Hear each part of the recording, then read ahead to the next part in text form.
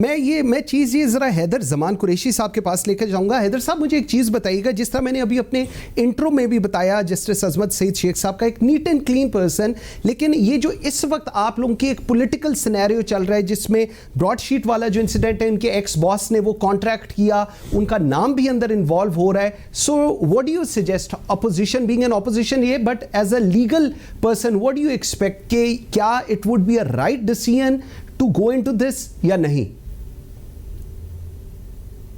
बिस्मिल्लाहिर्रहमानिर्रहीम। बहुत शुक्रिया काजी साहब, बहुत आपने एक जामे और ब्रॉड शीट की तरह ही ब्रॉड इंट्रो दिया है और यकीनन ये बहुत अहम सब्जेक्ट है। जस्टिस अजमत सईद साहब एक बहुत ब्रिलियंट जजेस लाहौर हाई कोर्ट के जो गुजरे हैं उनमें उनका शुमार होता है, और फिर सुप्रीम कोर्ट में भी उन्होंने बहुत लैंडमार्क्स जजमेंट दी पॉलिटिकल जजमेंट्स के अलावा, और वो बहुत अच्छी तरह कानून को जानते हैं। और दुरुस्त फरमाया आपने कि वो डिप्टी प्रोसिक्यूटर जनरल भी रहे नैब के। सवाल ये पैदा होता है कि जिस इदारे में उन्होंने सर्व किया, फारूक आदम तो एक इंडिविजुअल है ना, जिस तरह अजमत सईद साहब भी इंडिविजुअल हैं, जनरल अमजद उस वक्त जो नैब के चेयरमैन थे पहले, वो भी एक इंडिविजुअल थे। मुआहिदा इंडिविजुअल के जरिए हुआ लेकिन इदारे ने किया उस वक्त के। और उस वक्त का जो ओवरऑल डिक्टेटर था वो जनरल मुशर्रफ, उसको वो स्याह कहता था तो स्याह होता था, सफ़ेद कहता था सफ़ेद होता था।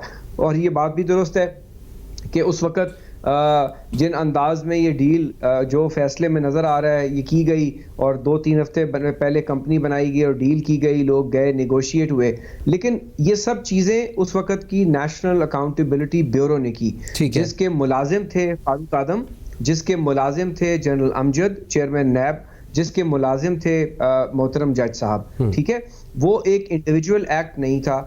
अब आज जो कमीशन बनेगा, ये कमेटी बनने जा रही है जिसने इन्वेस्टिगेट करना है, उसने सिर्फ ये इन्वेस्टिगेट तो नहीं करना कि नवाज शरीफ के असासे थे, उसने और भी बहुत कुछ इन्वेस्टिगेट करना है। और मैं आपको एक अंदर की खबर दे दूं, ये शायद मीडिया में नहीं आई और शायद ना ही डिस्कस हो।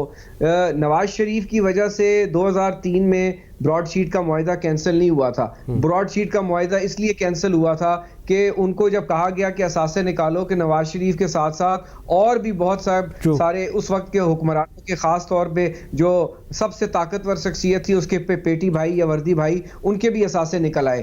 तो ओवरनाइट इसका कॉन्ट्रैक्ट टर्मिनेट कर दिया गया। ये किसी सिविलियन की मोहब्बत में नहीं किया गया। Let that be on the record. अब हैविंग सेड दैट, मैं जितना अजमत सईद साहब को जानता हूं, और अब वो शौकत खानम के बोर्ड ऑफ डायरेक्टर्स पे हैं, पनामा की जजमेंट दी। जजमेंट देना कॉन्फ्लिक्ट ऑफ इंटरेस्ट नहीं होता, लेकिन जिस इदारे को अब इन्वेस्टिगेट होना है उसके वो तनख्वाहदार मुलाजिम रहे, और आज जो हुक्मरान जमात है उसकी एक जैली जो है ट्रस्ट, जिसको इमरान खान चेयर करते हैं, जिसको डॉक्टर फैसल सुल्तान जिसके सीईओ थे, उसको हेल्थ मिनिस्टर बनाया गया, वो भी कॉन्फ्लिक्ट ऑफ इंटरेस्ट है।